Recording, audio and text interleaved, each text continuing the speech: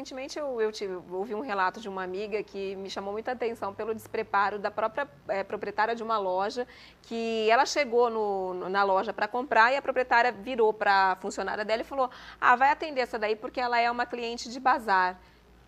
Como quem diz assim, ah, eu não vou dar atenção porque provavelmente ela não vai gastar muito e vai você então. E é muito comum, por exemplo, principalmente em lojas de shopping, por exemplo, a gente recebeu agora há pouco aqui o superintendente do Tivoli, de repente o vendedor olhar para a sua cara e por algum motivo achar que você não tem condição financeira de comprar naquela loja e de não te tratar tão bem quanto trataria uma outra, ou como trata uma outra pessoa.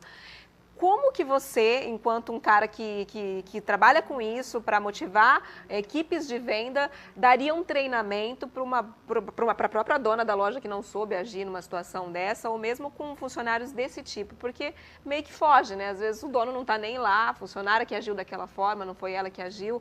Também tem que ter um preparo em relação a isso. Ah, com certeza, Ju. Primeira coisa, o dono da loja tem que ter a humildade de reconhecer que precisa de ajuda. Eu, como consultor empresarial, muitas vezes você como cliente tem o primeiro momento da verdade, o marketing de experiência.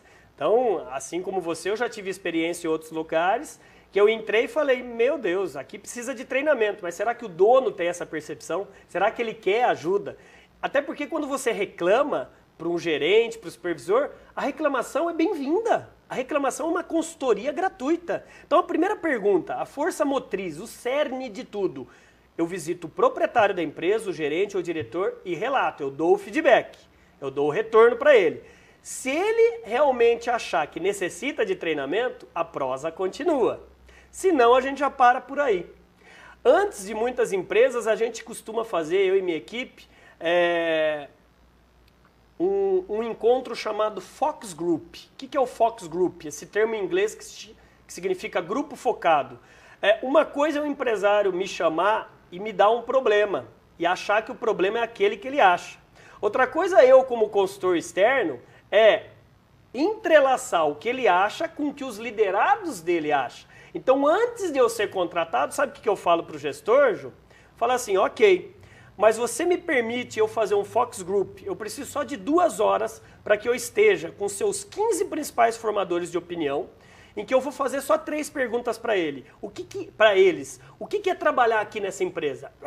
Eles vão falar tudo o que é, sem a presença daquele gestor, lógico. Segundo, o que mais irrita o seu relacionamento com seus clientes internos e externos?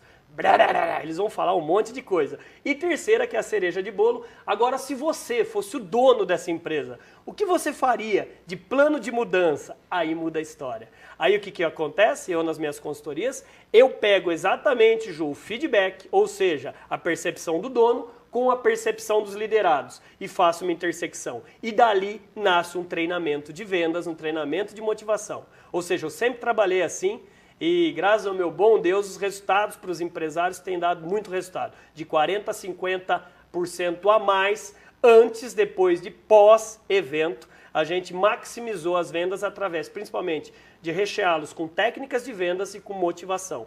Então, talvez, de maneira resumida, você, gestor, está disposto a pagar para alguém vir apontar o dedo na sua ferida? É esse o principal, talvez, paradigma que eu quebro no meu trabalho.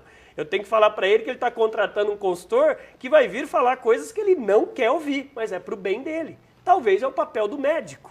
O médico fala para a pessoa não fumar, mesmo ela fumando, mas é para o bem dela. Então, eu faço sempre essa comparação do consultor empresarial com o médico das empresas. O duro é quando o paciente não quer ser curado. Bom, para a gente finalizar o bate-papo, o nosso tempo está acabando, eu queria saber se existe uma única forma de lidar com todos esses tipos de clientes. Por exemplo, dentro de cada um de nós temos um pouco do perfil de cada um desses clientes que você disse, e existe uma forma uma forma única que o vendedor consiga lidar com todos eles? Vamos resumir em 2 formas. Primeira, você, vendedor, tem que aprender a se conhecer. Quando você se conhece, quando você tem a humildade de querer se conhecer os seus defeitos e as suas virtudes, fica mais fácil você conhecer os defeitos e virtudes da outra pessoa. Então, a primeira forma, você vendedor, você gestor de vendas, conheça-se através do quê? de cursos de autodesenvolvimento. Hoje existem N cursos de marketing, de psicologia, de programação neurolinguística. E a segunda forma, sempre querer aprender mais. Quando nós acordamos, Ju, nós temos duas opções: ou aprender algo novo ou achar um culpado.